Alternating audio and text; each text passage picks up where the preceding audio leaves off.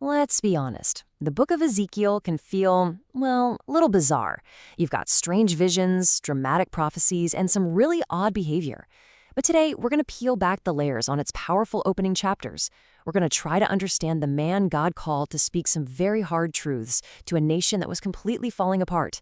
Let's dive in. I mean, really try to put yourself in their shoes for a second. This was the crushing reality for the Jewish exiles in Babylon. They're homesick, they're angry, and they're asking some pretty desperate questions.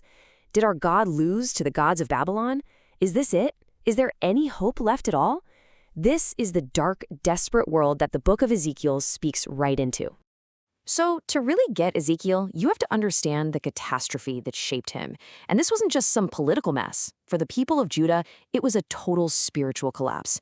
Everything they believed in was being shaken to its core. Just look at this timeline. It's a shockingly fast, dizzying fall from grace. In a little over a decade, Judah goes from being its own kingdom to just a pawn, caught between the superpowers of Egypt and the new big bad, Babylon. They try to rebel, they get crushed, and boom, the first wave of their people are hauled off into exile, and then a second wave follows. And this table here, it really helps to see where everyone landed in all this chaos. That first deportation, that's when Daniel gets taken to Babylon. The second one, in 597 BC, that's our guy Ezekiel. All the while, the prophet Jeremiah is still back in Jerusalem warning everyone who's left. So you've got 3 different prophets in 3 different places, but they all have one single unified message: judgment is coming. So, picture Ezekiel. He's in exile in a foreign land.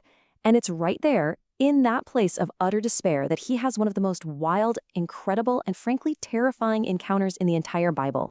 Think about this. At 30 years old, Ezekiel should have been starting his dream job serving as a priest in the magnificent Jerusalem temple. Instead, he's sitting by some random irrigation canal in Babylon. He's a priest with no temple. His whole life plan has just been vaporized. And it's at that exact moment God shows up. Now, what's so fascinating about how Ezekiel describes this vision is how careful he is. He keeps using words like the appearance of or resembling, because what he's seeing is, well, it's literally beyond human words. And it all starts with these 4 living creatures. Just listen to this, from Ezekiel chapter 1.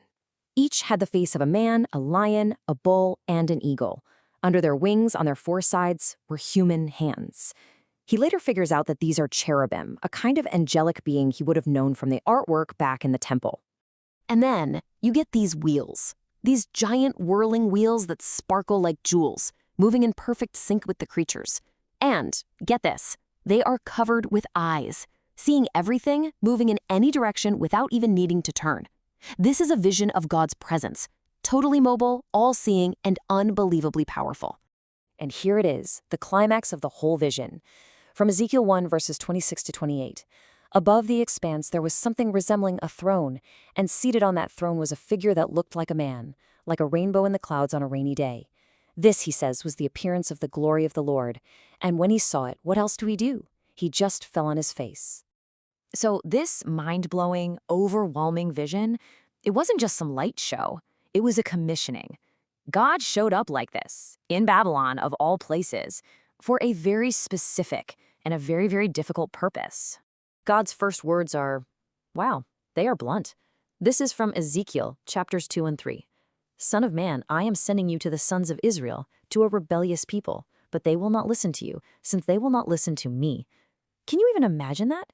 Here's your mission. Go speak for me. Oh, and by the way, I'm telling you right now, they're not going to listen. You are guaranteed to fail. And the way God prepares him for this is, well, it's pretty strange.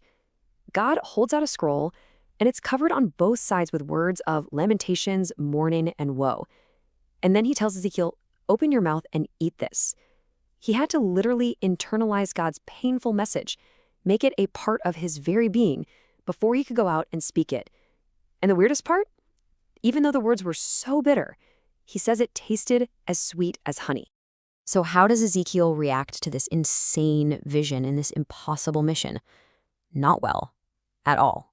He's so overwhelmed that for a full week, he's just silent. This is such a raw human moment. He just goes and sits with his fellow exiles. Not as some great prophet, but just as a guy who is completely stunned by the weight of what he's just been told. The text says he was bitter and angry. For 7 days, he says nothing. This was not a job he wanted. At the end of that week, God gives him his official job title. He is to be a watchman. Now, a watchman was the guy who stood on the city wall. If he saw an enemy army coming and he didn't blow the warning trumpet, he was personally held responsible for every single life that was lost. The stakes could not be any higher. So this is the absolute crucial point. God draws a very clear line in the sand when it comes to responsibility. Ezekiel's job is to faithfully deliver the warning. Period. The people's job is to decide how they're going to respond. So he is responsible for his action, delivering the message, not for their reaction. Okay, so words aren't going to work. God already said the people wouldn't listen. So what's plan B? God commands Ezekiel to become a living sermon. He has to perform a series of symbolic acts, these bizarre public performances, to get the message of judgment across. First, he has to take a brick, scratch Jerusalem on it, and then build a little model siege engine and attack it.